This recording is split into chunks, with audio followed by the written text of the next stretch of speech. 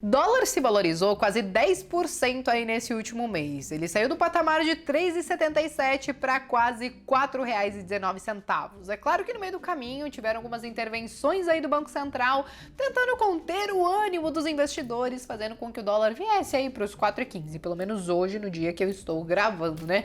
Talvez no dia que eu solte ele já esteja valendo 4,50, porque essa parada não para de subir, e o Banco Central, né, tá desesperado. Sumir, eu acho que some do meu bolso, né? Tá estragando a viagem pra Disney que muitos estavam programando, né? E lascou tudo de vez. Enfim, gente, hoje nós vamos falar sobre dólar, nós vamos falar sobre o porquê que tá rolando tudo isso, se nosso Brasil tava numa retomada econômica, se teve reforma aprovada, não era pra bolsa tá subindo e o dólar tá caindo? Pois é, gente, existem outras coisas acontecendo que nós precisamos tocar um pouquinho nesse assunto. Porém, antes, para eu ser uma youtuber completa, uma investidora também, né, plena, eu preciso pedir para vocês se inscreverem aqui no canal, deixarem o seu like e acionar as notificações, que é muito importante para mim, e assim eu evito que depois o Natan venha dizer para mim que, Bia, você não pede pro pessoal se inscrever no seu canal, blá, blá, blá. E aí, beleza, vamos lá, gente. Dólar subindo mais de 10% nesse último mês, o que tá acontecendo?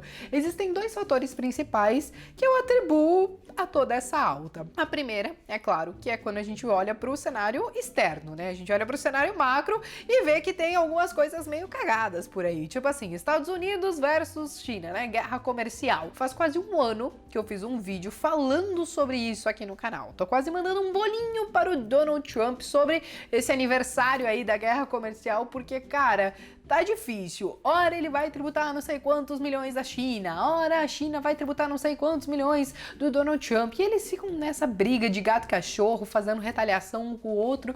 E no fim das contas, né, gente, sobra pra quem? Sobra pros emergentes. Porque se a coisa começa a ficar feia com as maiores potências mundiais, depois isso respinga pra gente. Por quê? Brasil, que é um grande exportador de commodity, vai exportar pra quem? Se começa a ter uma desaceleração na China, se Estados Unidos começa a ficar ruim.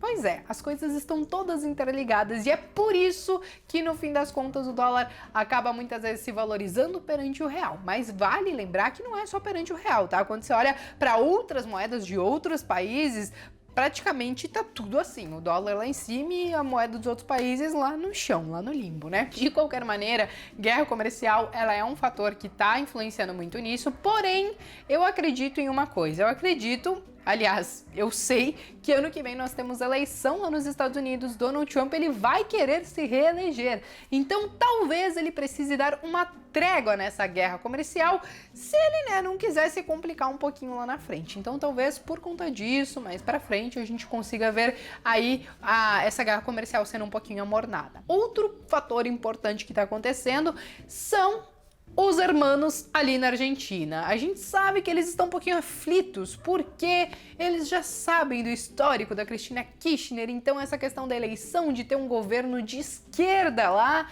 eles não estão gostando muito da coisa, tá batendo um certo desespero. Então, no fim das contas, o pessoal olha para aquilo lá e pensa assim, é muito arriscado botar dinheiro aqui, Deus me livre. Então, quando você olha pro cenário macro, existem várias coisas que afetam a gente diretamente aqui, principalmente a gente que é vizinho da Argentina, né? Não tem muito o que fazer. Então, no fim das contas, essa oscilação da moeda acaba acontecendo porque várias pessoas que investem aqui no Brasil, ou até mesmo em outros países emergentes que também tiveram suas moedas desvalorizadas, elas pensam assim, poxa, a coisa tá ficando meio feia, né? Se o mundo resolver derreter, explodir, acontecer alguma coisa, eu quero estar com meu dinheiro em algum lugar que renda mais, ou pelo menos que eu considere o meu porto seguro.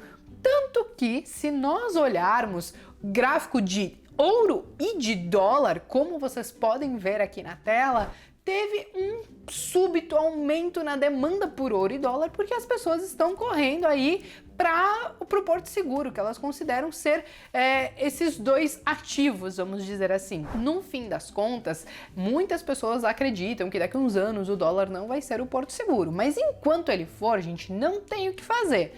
Ele vai subir, nós seremos afetados, ainda que o Banco Central tente intervir. Às vezes ele é efetivo, às vezes não, o que não dá pra gente conseguir fazer é prever o futuro do dólar, sabe? Se ele vai cair ou se ele vai subir, mas nós precisamos entender o que acontece que faz ele subir. Então as pessoas estão tirando seus investimentos, talvez de países emergentes ou de outros investimentos que eles consideram mais arriscados e migrando para dólar e ouro. Beleza. Essa parte a gente entendeu, essa parte eu acho que é a mais simples, é a mais tranquila, né? E talvez até um pouco mais lógica. Então, em outros momentos, sei lá, outros anos, que talvez você comece a ver a coisa azedar lá fora, pode escrever que talvez o dólar ele vai acontecer o que está acontecendo hoje, e enfim, já fica esse alerta, né? Agora existe uma outra coisa que pouca gente sabe, que é o que a gente chama de carry trade. Carry trade nada mais é do que um investidor pegar um empréstimo, talvez em um país onde tem um juros baixo, e investir num país que tem um juros alto. E quando a gente fala de juros altos, gente, é quase impossível a gente não correlacionar ao nosso Brasilzão, que tem um histórico muito longo de sempre ter os juros mais altos e blá blá blá. Enfim, o que acontece é que, por muito tempo, essa turma que fazia isso, que fazia o carry trade, muitas vezes conseguia pegar dinheiro, sei lá, a 2%, sei, no Japão ou algum outro país, e vinha aqui para o Brasil e aí investia a 12%, 14%, né? Uma baita de uma taxa de juros, era um baita de um negócio, correndo um risco baixinho no fim das contas, né?